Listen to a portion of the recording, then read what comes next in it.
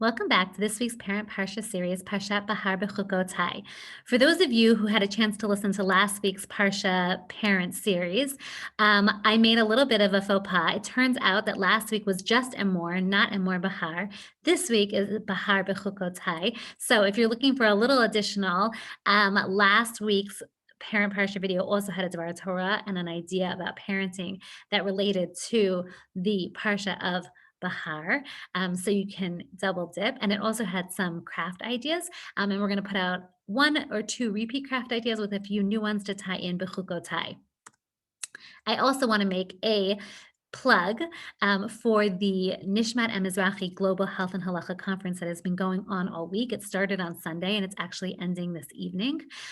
It was an amazing conference, and there is lectures available for people of all ages and all genders and all walks of life. I think it's really important and it addresses a lot of important issues. And I encourage people to go ahead and still register and make themselves available to the recordings at their own leisure. One of the recordings that I got to listen to was actually an interview with Sivan Rahav Meir, where she interviews the founder of Nishmat, Rabbanit Chana Henkin. And in her interview, she asked a little bit about Rabbanit Henkin's background, and she asked her about this idea of how she came to kind of be able to imagine doing what she did, to do the undertaking, to create this amazing enterprise known as Nishmat, and to be able to train these women and to develop a robust program to produce yoatzot.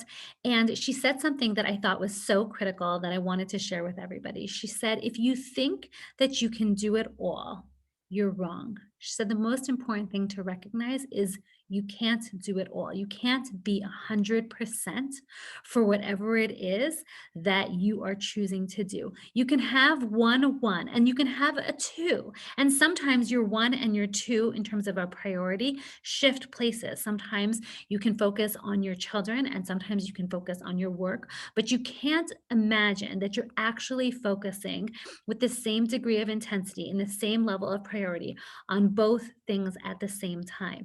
And that the most important thing that she learned and what allowed her to be successful is that there were times where she was really in it with her kids and her home.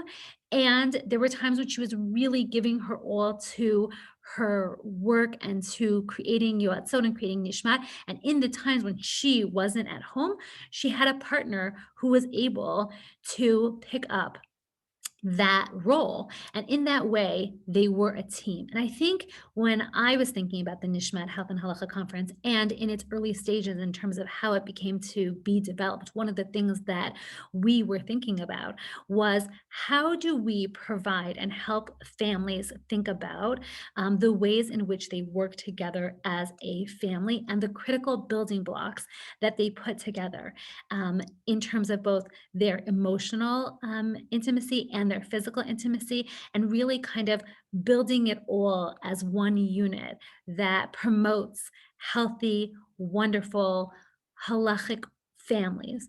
And I think that the piece that I kept coming back to that I just wanted to share with all of you today was the notion of being a team. Whatever you lack, I got you. We will balance each other out. Minor setback, guess we'll make a major comeback. Bad day, well, I promise you a better night. You need support, I'll be your backbone. I'll keep you motivated and at the top, always. As long as you appreciate me and remain consistent, you don't ever have to doubt my loyalty. You got me, I got us.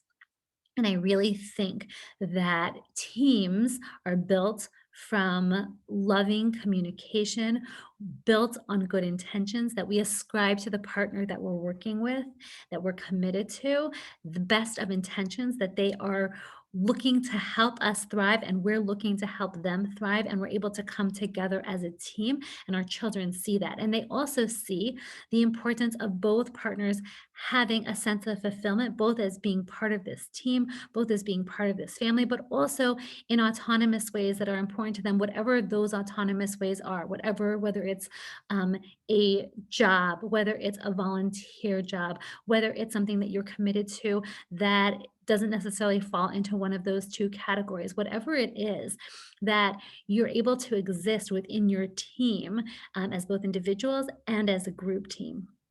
And I think that that to me really sums up this week. We can think about it as well as we're coming to the end of Sefer Vayikra, where just as we're coming to the end, Hashem reminds us and connects the notion of Shabbat and Mikdash, right? That we have to keep Shabbat and we should also make the Mikdash holy, right? We need to put into the relationship with Hashem, both physically and emotionally and spiritually, in order for us to be able to sustain living in Eretz Yisrael and having a relationship with Hashem in a positive way. And I think that those are themes that we can relate to in terms of our own relationship as a nation with Hashem, with our own personal relationship with Hashem, but also in our marriages. And we know that part of our marriages are have God resting between them. Please God, if we're doing it right. And I think that it's really a message. Sometimes we spend time thinking about parenting. Sometimes we spend time thinking about particularly food and eating. But I think coming off of the challenging week people have had, we as a nation have had, and also and really looking at least I did through the lens of the Nishmat conference, always looking at the notion of what makes our team stronger. How do we continue to build on the relationship we have, to remember that we don't take anything for granted. We don't take the relationships we have for granted. We don't take the people that we have in our lives for granted. And we're rooting for them and we're working together as a team. And I think the most important part of working together as a team is being able to communicate and not presupposing that somebody's going to guess what it is that you need in that moment. So if you want to be able to create something, you have to be able to have an open dialogue of expectations with that person. And hopefully that person will be able to meet those expectations back. Or if they can't in that moment, then maybe you're able to have a dialogue so that you can create a space and time for that other person to get those needs met and to be able to do what they need to do. But especially when we're thinking about the ways in which the world has shifted around COVID in particular, and people working from homes and people trying to figure out how to make space for each other, but also to prioritize each other's work and each other's needs, and really being there and showing up. I think we really, hopefully, as we continue to march forward, and please God, start to put some of the profound challenges of COVID behind us. Hopefully we will take from it the notion that at its core, marriages are teamwork. Everybody's responsible for the home. Everybody's responsible for each other's feeling a sense of success at work, and everybody's responsible for our children, and showing our children that that is what a family is created of. Torah treats. Okay, so first of all, chazak, chazak, v'nit chazek. This is always the easiest and one of my most favorite. Bring out the Torah oodles. We are finishing Sefer Vayikra. We are marching on. In our march towards Shavuot, we're also marching on into Sefer Bamidbar. So this is very exciting.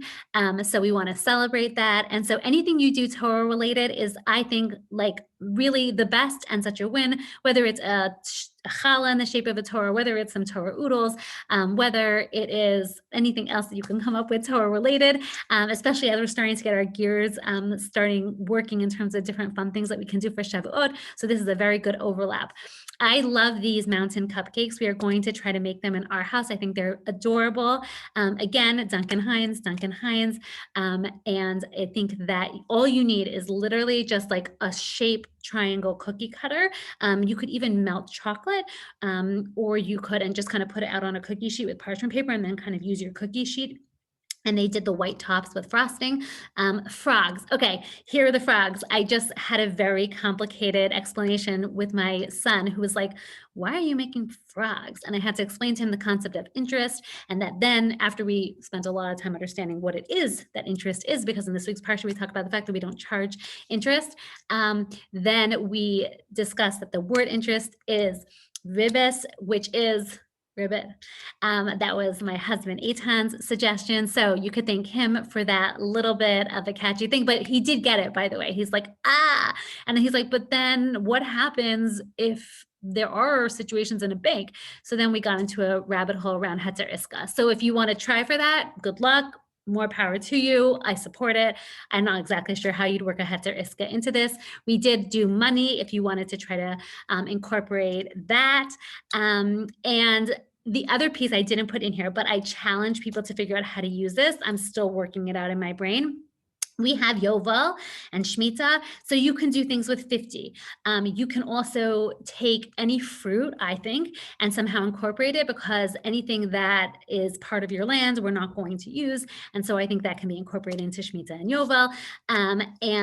You could also, if you really wanted to if you had something easily accessible in terms of shofar, or doing anything white, maybe for Yom Kippur, because that's when we count the Yovel year. So you could go through the Parsha yourself and take a look and see if you can come up with other fun nuggets.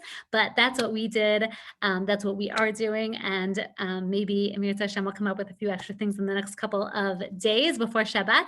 But that's what's on our mind. I want to wish everybody a Shabbat Shalom, a Shabbat Shel Shalom. We should have anybody who is sick should have a refuah.